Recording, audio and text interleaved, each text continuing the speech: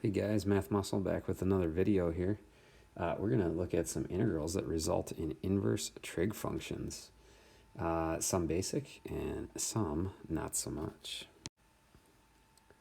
Alright guys, so let's first talk about the derivative of arctangent and arcsine. We're going to focus on these two inverse trig functions for this video.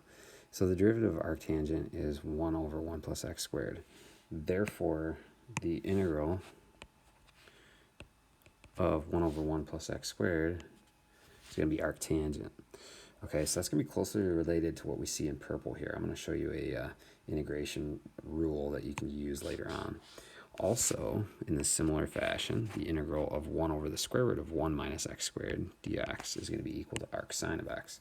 So anything that you see take on the form that looks similar to this, right, whether this be 1 or a constant, and whatever a might be, as long as it's a real number, your answer is going to be some form of arctangent of x. Okay, likewise here in green, it's going to be some form of arcsine of x. So the rule, and I can make a separate video if you're interested, but the rule for this is that the integral of this function, given that we have 1 in purple here, would be 1 over a arctangent of x over a plus c. Okay, similarly but slightly different for the other example here in green, we're not going to have 1 over a. It's just going to be arcsine of x over a plus c. Okay, so let's do a couple of examples. Let's start basic here. Let's take the integral of 2 over 9 plus x squared dx. Okay, so first thing I'm going to do here is I'm going to write it in the form that I see in purple above. I'm going to factor out the 2, and I'm going to write this in a form where I can see what a is, and I've got it in the form that I'm hoping for. Okay, so now I've identified that a equals 3. So I'm going to take 2 times the integral of this, following suit with the formula I'm given above, which would be 1 over 3 arctangent of x over 3 plus c. I can simplify that to be 2/3 arctangent of x over 3 plus c. Very cool. Okay, now you might think, well, you're just memorizing this, and you're absolutely right. Now there is a way to show this rule in purple and the other rule in green using a substitution method. But if you can just see patterns, it's much more worth your time to kind of understand how the pattern works as opposed to do all the work every single time. I think everybody can agree with that. Okay, so let's look at the green example, or excuse me, there is no green example. So let's make one. Let's make an example. And let's go with 5 over... Let's see if I can make this somewhat simple, yet not too bad. Let's go with, how about 16 minus, let's go 4x squared. How about that? Okay, now this is not as simple as the first example, right? Because I don't have x squared all alone. So I'm going to have to factor a 4 out of both of those terms. So first I'm going to pull the 5 out, having this as 1 over the square root of, and I'm going to factor a 4 out of both terms. I'm running out of space here. But what I would get is 4 minus x squared. Now this 4 is going to come out, if I take the square root, will come out as a 2.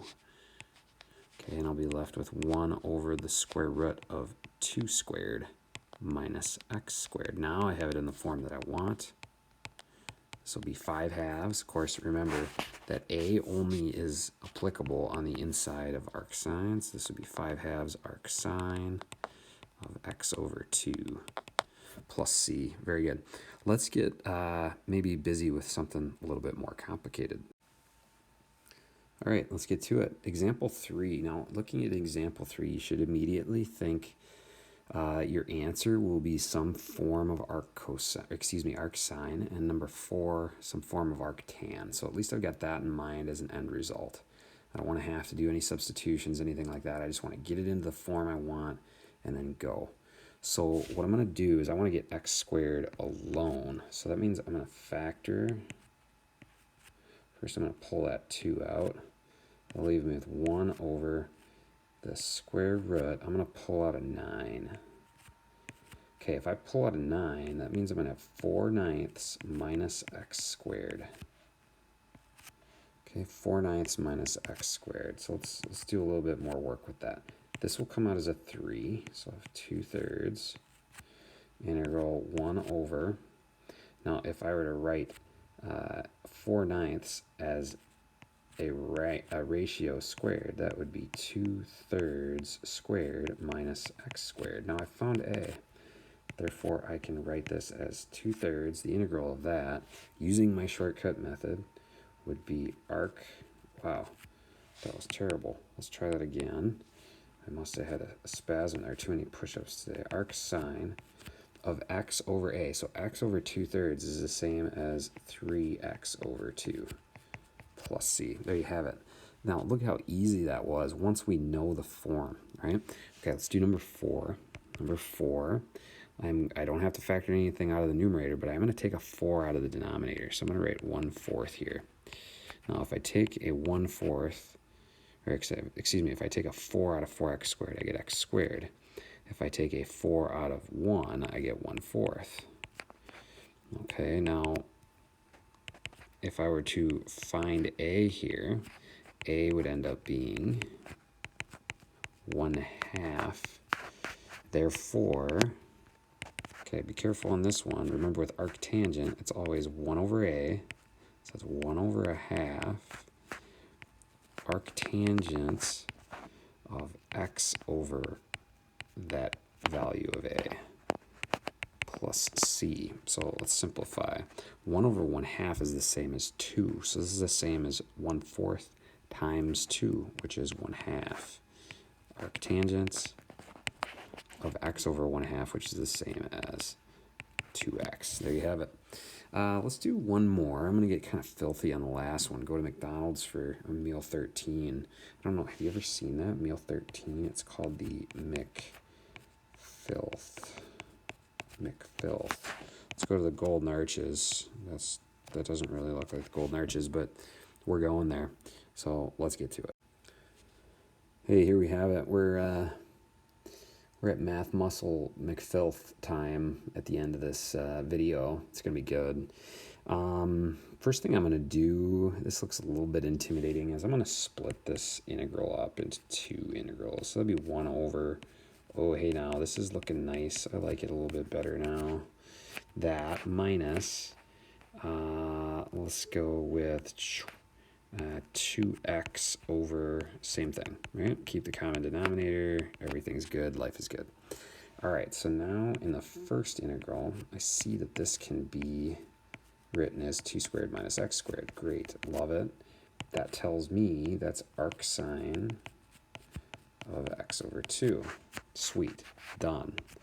Now in the second integral, I guess I could pull out the 2. I don't really care that much. It's not going to affect anything. And actually, I prefer it to be inside. So watch this. I'm going to go plus negative 2x over square root 4 minus x squared. You might already see why I do that, but with a u substitution, or whatever variable you decide to use, if u equals 4 minus x squared, then du, this is great, equals negative 2x dx. Okay, so really, this is going to be plus the integral of, let's see here. I'm gonna replace negative 2x dx with u, or excuse me, du. So this will be 1 over root u du. So that's going to be equal to u to the negative 1/2 du. So we're going to integrate that, and that's much, much more pleasing than the garbage we saw before. This will be equal to u to the 1/2 times 2. And u to the 1/2 times 2 will be 2 square root of whatever u was. What did we say u was? Oh, it was 4 minus x squared. Okay, so 4 minus x squared plus c. So there you have it, you guys. You used properties of integrals and some advanced trig integration, which gives us that inverse trig function, and a u sub. All right, cool. I hope you enjoyed that meal. That came straight from the deep fried, filthy, pleasing. All right, I'm done. That's just going weird places. So shoot me some requests. We'll see you in the next video.